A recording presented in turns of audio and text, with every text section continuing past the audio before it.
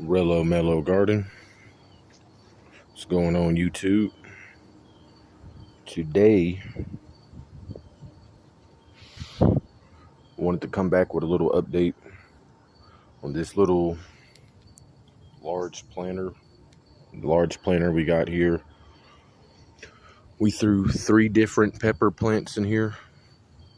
And then we got some gazanias that aren't producing any flowers, but some marigolds that did pretty well in here.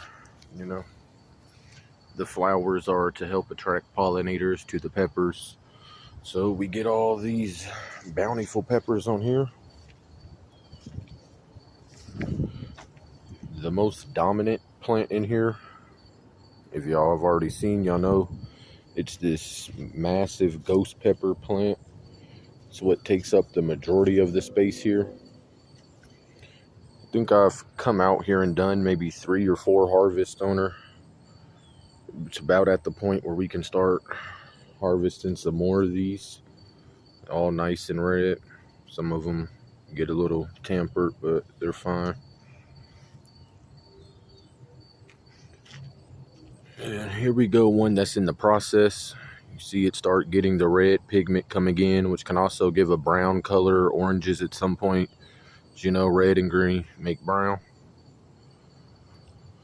Then one of the smaller, or the smallest one we've got in here is a garden salsa pepper. I don't know exactly what kind of variety pepper that is. But they produce these green peppers. We don't got too many growing right now. We've got a couple small harvest out of them. But something like this. This is a smaller one. I see some more flowers popping up on her. I'm pretty sure everything here should continue to produce for us as long as we take care of it up until we get our first frost. Probably sometime late November.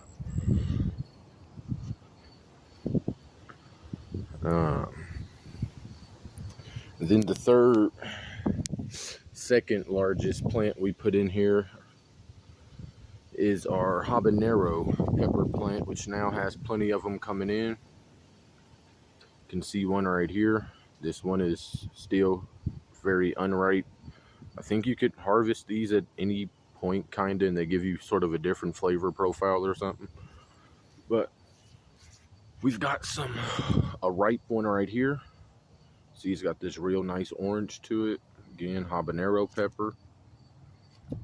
Then we got one here that's in the process of ripening up. Looks like we got another little ripe one right here. Oh, it's nice to see the habaneros finally producing for us. It's the last plant that started producing, but now there's plenty of them coming along. Yeah. To get these to grow to this level, honestly, it didn't take much work. When I first started using this, you can see some of the rocks in there because some days if the soil dries back a little too much on top and it's real windy, I noticed it was blowing over our plants in here. So these rocks sort of just help stabilize. But now what I don't know is what exactly was all in this potting or container here prior to me using it, because it was already filled most of the way up with dirt. So there might have already been a good mixture of compost in there that helped. I'm assuming there had to have been, because these really took off well. I have very rarely have fed these. They only recently started getting a little more lighter. They've probably been fed twice. The only other thing is you can see some of the perlite in there. I added a little layer of topsoil using potting soil mix. It's probably a combination of Fox Farms Happy Frog soil and then Sungrow Organic Black Gold. So it didn't really take much. Whatever was already composted inside of this planter must have been a really good mix, I'm assuming, because those aren't bad soils, but on their own, without doing a good amount of feeding, I certainly wouldn't expect to get plants of this size.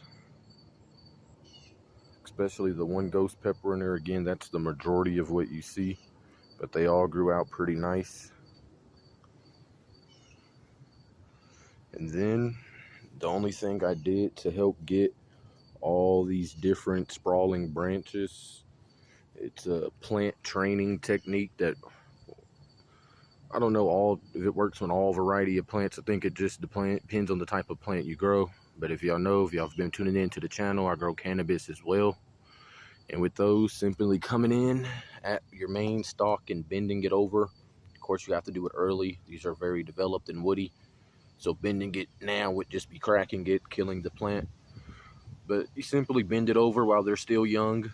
Use something, I have garden staples to keep them bent over, and it helps them produce a whole bunch of extra branches. So you got a lot of space for more and more peppers to grow. But yeah, I think I did pretty well with this. It's my first year growing peppers or vegetables, anything of that sort.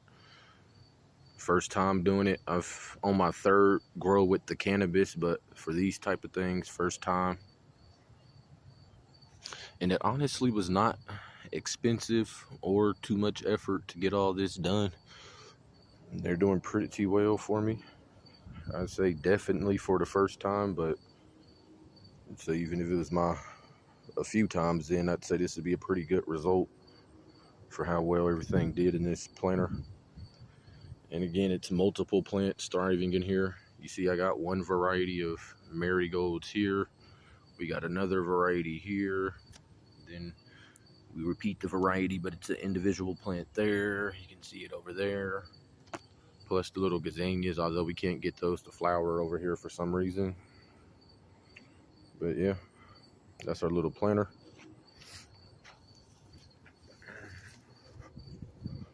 Another thing, we got our cayenne pepper plant. We had 3 of these. This is the only one I was able to get to grow out well, but it did really well. We've got one here that could be harvested. It's got a little blemish on it, but I wouldn't be too worried about it. You can see it's partially greened up in here. Some of it's yellow. I might come in with another feeding. I'm mainly using, well, really for everything outside of the cannabis, I've been using a mixture of synthetic and organic nutrients. Like for this, I've done a little bit of feeding for the in-ground plants as well. Again, the only thing I haven't really fed out here is just the regular flowers like this and what's in the planter. They got a little bit. These other plants that produce something for us have got a lot more feeding. Because this is straight potting soil. There was nothing, right?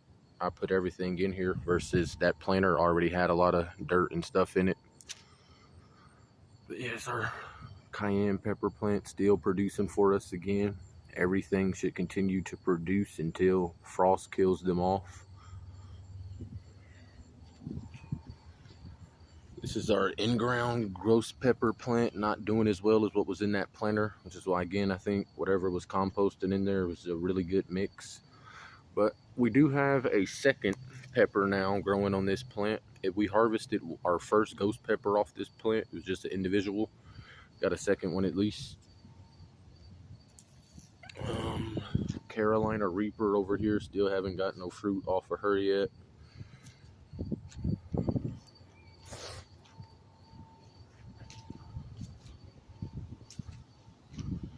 Step over here.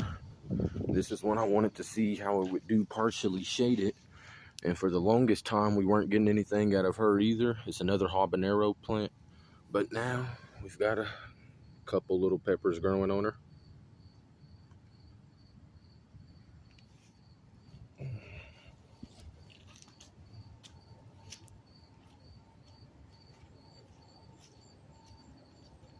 And we're gonna take one more little trip here.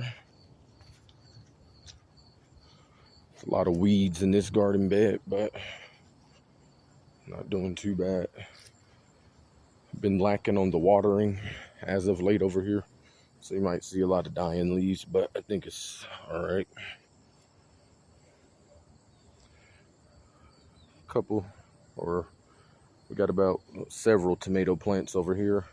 3 unknown variety, and then 3 midnight snack. I think I've also heard them called black cherry tomatoes. And I'm honestly not even a tomato person. These back ones I got were free. Someone gave them to me. And then these midnight snack tomatoes or black cherry tomatoes, I kind of got these just because I thought the fact of a tomato, as y'all can see here, that kind of grows black or purple on the top was cool. So I just got them to see if I could grow and get them to do something. As you can see here, this one's ripened up. We could pick it now. See if I can find one that's in the process. Got some that got real low down here, but you can see they kind of get an orange coloration. And then they get that nice red color. Our Thai peppers, they're doing pretty good.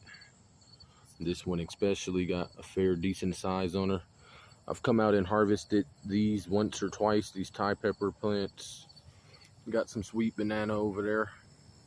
Learned something new, that if you let sweet banana peppers ripen long enough, they eventually turn red. I thought they were all this yellowish color here, but no. These Thai peppers are really good producers because they kind of come out in all these clusters. You can see it better down here, how they kind of come out in clusters. This is a smaller one, so you get a lot of peppers from them. This is a jalapeno plant. Didn't do as well with this one. Got a couple jalapenos off of her. Maybe we'll get a couple more. Yeah, I see one growing there. This are Fresno peppers. Got a couple harvests out of these. They seem more, they get damaged more than everything else out here, except maybe some of the tomatoes. But we'll have a few of those. And oh yeah, our strawberry plant. I'll show you guys the mother plant, but all these are essentially clones from the strawberry plant. They produce these runners, which these ones are now producing runners as well. If you come in here, you got the base of the plant. You got the regular leaves like this. And then if you can follow some of these little tentacles, vines, whatever, it'll end like this. And this is essentially the start of a new strawberry plant. You just drop this in some potting soil and keep it watered. Eventually it'll root. And once it's rooted out well in the potting soil, it only takes about 2 weeks. You can come in and snip it off, sever it from the mother plant, and plant it. And we did that 4 times over here. So there's 1, 2, 3, and then a little 4th one up here. Then we got all these marigolds in here, again, just to help attract pollinators. A little special form of salvia. I think there may be some gazanias hiding in here as well. Now that I sort of see how this stuff goes, got a little plan out where it'll probably be functional and look a little better come next season. I was mainly going for function this time again. First time growing anything other than the cannabis. But yeah, you can see some of the gazania flowers popping out over here alongside the salvia. We come over here. One of the benefit of the weeds, as you can see they're a lot thicker on this side, is they help maintain or retain the moisture in the soil. So it blocks out some of the sunlight. So the marigolds over here are a lot more, they're doing a lot better. They got a lot bigger, bushier. But there's also some downsides to it. If we come closer over here, these ones sort of getting blocked out, out-competed over here. But down on that side, they're doing real well. But yeah, that's what we got going with our little outdoor grow, not pertaining to the cannabis side. I'll probably be doing this again next year, like I said, and it'll be even better. We'll gonna come up with a plan to make it look nice too, rather than just being functional. Still got all that dirt I had to dig up to get everything planted. No clue what I'm gonna do with it yet. Some of it go in these patches around the trees, in those little beds there. Can probably bring some, because the dirt on this, well, I don't know if it, now that I'm thinking about it, all right, the dirt over here in this garden bed isn't very deep. It's very shallow. So I'm thinking I might bring some of that dirt over here. It ain't gonna make the biggest difference, I think. It's a fairly wide space, but it'll be something to do to get rid of it. The only thing I wonder is if it'll prevent some of the perennials over here from coming back, like that strawberry that I want to come back. All this stuff naturally grows out here. I didn't plant nothing back. Well, I came in and planted a few petunias in here, but those are gonna die and they're not gonna come back. But yeah, so we got going in our little outdoor flower, pepper, tomato, strawberry growing. I guess another thing, I didn't really show y'all didn't have enough space, so these strawberry plants, I kind of just wanted to see how well they'd grow with very minimum dirt, right? Because it's generally just enough to get them rooted. But they actually kind of went through the bottom of the container and have rooted into the ground again. But this was the mother strawberry plant. I think she looked a little more robust earlier on in the life cycle, but we did pretty well with her. Hopefully all these come back next year and we actually get some fruit from them. Something with the strawberry plants, you can cut off the fruit flowers. They appear just like the flowers on a pepper plant, kinda. But you can go and snip them off, and that'll prevent them from fruiting, which puts more, allows the flower to do more vegetative growth and get itself really established. Then the second year, next season, when they come back, they should grow really good and you can get great harvest out of them. And then we should be able to get harvest from these until they freeze over next season. But all right, now we out now. Rello Mello Garden. Appreciate it. Like, comment, subscribe, share, and we'll be back.